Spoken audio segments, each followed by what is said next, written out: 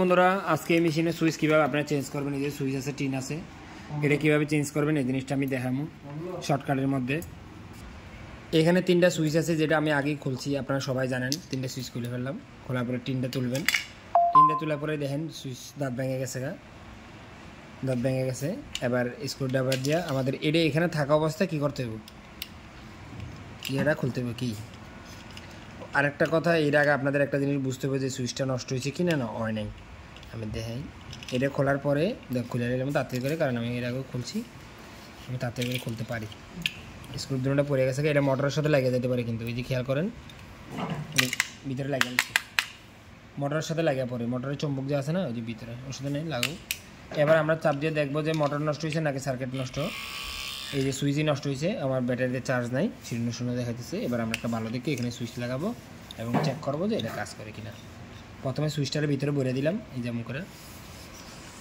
সুইচটা অনেক টাইট হয়েছে কারণ এটা নতুন, এই যে দেখা যাচ্ছে। তারপরে যে স্ক্রু প্রথমে একটাতে দিলাম, আগে টিনে ঢুকাই নেবেন, নাহলে কিন্তু ইয়ে হইব।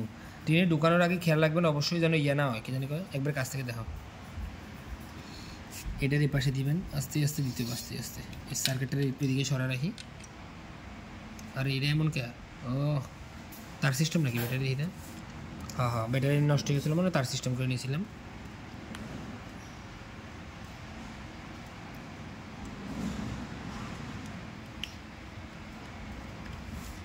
লাগাই দিলাম একটা।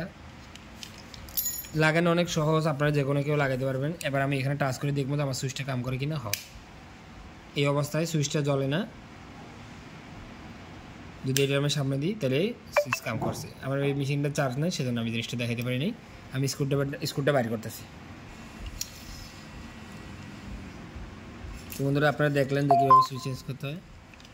এইটুকুই, এর চেয়ে বেশি করিন না।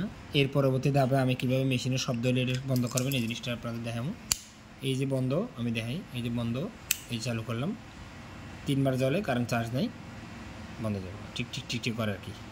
চার্জ দেওয়ার পরে আমি আপনাদের অবশ্যই পরবর্তী সময় দেখাবো। এইটুকুই সুইচ চেঞ্জ করে এইটুকু। কিন্তু এর লেগে আপনার এই সাইজের একটা স্ক্রু ড্রাইভার লইব, কিন্তু এই সাইজের একটা স্ক্রু ড্রাইভার দেবো না, কারণ এখানে ছোটো ছোটো দুটো স্ক্রু আছে যেটা বড়টা দিয়ে খোলে না। ধন্যবাদ সবাই, আজকের মতো এখানেই বিদায়।